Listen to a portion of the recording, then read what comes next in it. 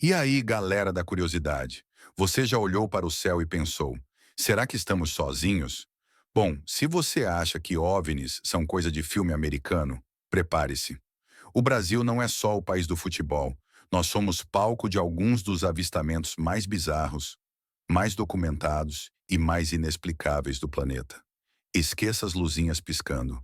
Estamos falando de perseguições com caças da FAB, operações militares secretas, documentos oficiais que vazaram e relatos de pilotos que, até hoje, coçam a cabeça sem entender o que viram. Hoje nós vamos mergulhar nos 10 casos que fizeram o Brasil parar e que colocaram nossos militares em alerta máximo. Segura aí que a viagem vai ser estranha. Em 10º lugar, o caso Varginha, o ET de Minas. Vamos começar com o mais famoso de todos, o Roswell brasileiro. Varginha, 1996. Não foi só um avistamento de luzes. 3 meninas afirmaram ter visto uma criatura bizarra, cabeçuda, de olhos vermelhos, agachada num terreno baldio. O que torna isso gigante? No mesmo dia, a cidade viu uma movimentação militar insana. Bombeiros, exército. Há relatos de que 2 criaturas teriam sido capturadas. Uma delas, inclusive, teria morrido e sido levada para a Unicamp para autópsia. O exército, claro, nega. Mas o mistério de Varginha virou notícia no mundo inteiro. Mas outro oficial daqui, que não quis se identificar, afirmou ter visto uma movimentação anormal naquele dia. Em 9º lugar, o caso da Ilha da Trindade, a foto da Marinha. Esse é clássico. 1958. A bordo do navio escola Almirante Saldanha, da Marinha do Brasil. O fotógrafo profissional Almiro Baraúna, que estava a bordo, não só viu como fotografou um objeto discorde sobrevoando a ilha. As fotos são nítidas. O caso foi tão sério que a Marinha abriu um inquérito. Décadas depois, há quem diga que foi fraude, mas na época, os militares e até o presidente Juscelino Kubitschek trataram o caso como autêntico. Uma foto de OVNI investigada oficialmente pela Marinha? Isso é peso pesado. Em 8º lugar, voo VASP 169, o piloto que seguiu. Imagina você, piloto, voando tranquilamente e, de repente, algo gigante aparece ao seu lado. 1982, comandante Gerson Maciel de Brito, voo VASP 169. Ele não só viu uma luz intensa, como relatou que o objeto o acompanhou por minutos. O mais bizarro: o objeto foi captado pelo radar do Sindacta em Brasília. O piloto descreveu o objeto como uma nave-mãe. Ele não foi o único a ver. Outros voos na região também relataram. O que era aquilo que voava lado a lado com um Boeing 727? Em 7º lugar, o rapto de Quixadá, a abdução do fazendeiro. Aqui a coisa muda de avistamento para contato. Quixadá, Ceará, 1976. O fazendeiro Luiz Barroso Fernandes estava em sua propriedade quando viu uma luz poderosa descer. A próxima coisa que ele lembra, acordar horas depois, a quilômetros de distância, desorientado, com roupas queimadas e marcas de agulha pelo corpo. Ele alegou ter sido levado para dentro de uma nave por seres pequenos e examinado.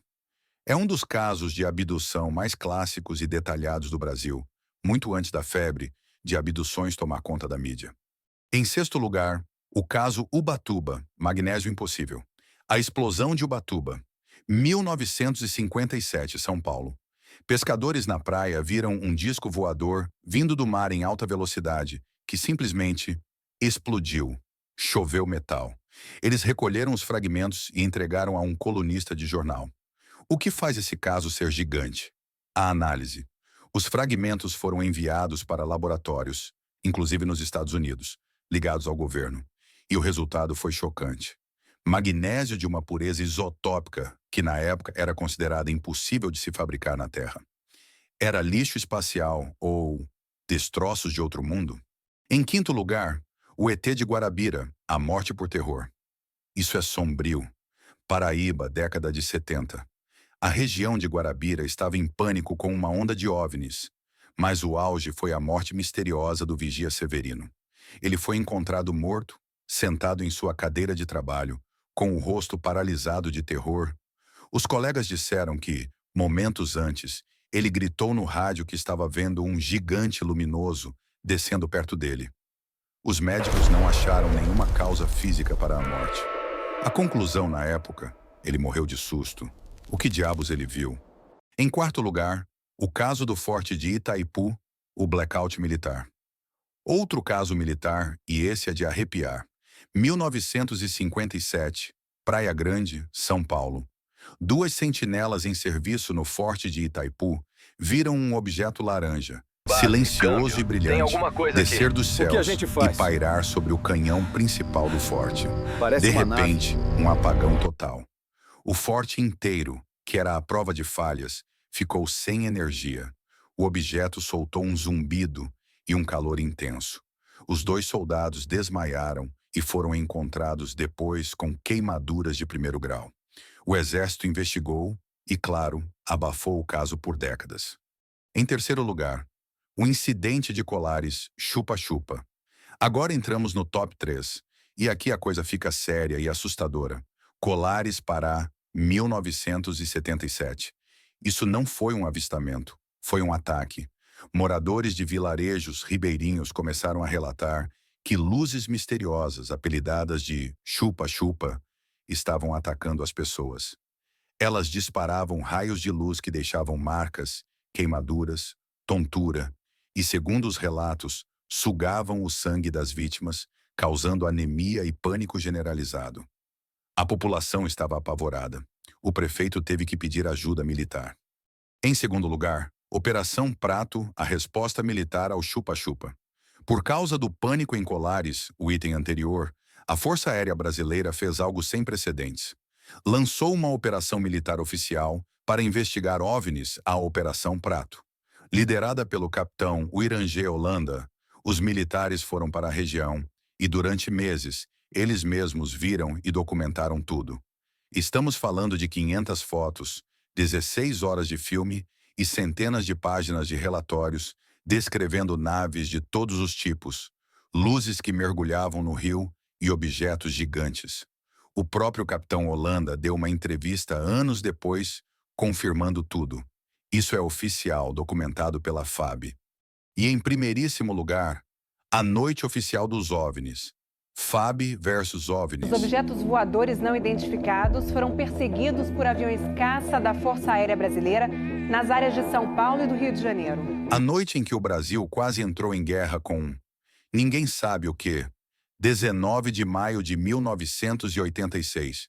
Pelo menos 21 objetos voadores não identificados, alguns com 100 metros de diâmetro, foram detectados simultaneamente pelos radares do Sindacta em São Paulo, e no Rio a FAB acionou 5 caças F-5 e Mirage para interceptar os invasores. E aí começa o jogo de gato e rato. Os pilotos viam os objetos visualmente, mas quando se aproximavam, os OVNIs desapareciam em velocidades impossíveis, mudavam de cor e reapareciam em outro lugar. Os áudios dos pilotos e dos controladores de voo são arrepiantes. Estão parados aqui, deve ter uns caras por aqui já pelas contas que eu tô fazendo aqui. Ainda bem que vocês estão vendo também, senão eu ia pensar que eu tô ficando doido. Rapaz, tô arrepiado, meu irmão. Só dos pontos brancos afastados mais baixos. Estão entrando na minha mente cabeça. No dia seguinte, o ministro da Aeronáutica, Brigadeiro Octávio Moreira Lima, deu uma coletiva de imprensa e confirmou. Tudo ele disse. Não se trata de ficção. Os radares não mentem. Operação Prato. Noite Oficial dos OVNIs. Colares. Esses não são contos de pescador. São casos documentados, investigados por militares, com fotos, áudios de radar e reportagens que pararam o país. O Brasil é, sem dúvida, um dos lugares mais intrigantes do planeta quando o assunto é OVNI. A grande pergunta permanece. O que eram aqueles objetos? E por que eles parecem tão interessados no nosso território? O que você acha? Qual desses casos te deixou mais impressionado? Deixa aqui nos comentários, se inscreve no canal para mais mistérios. E lembre-se, continue olhando para cima,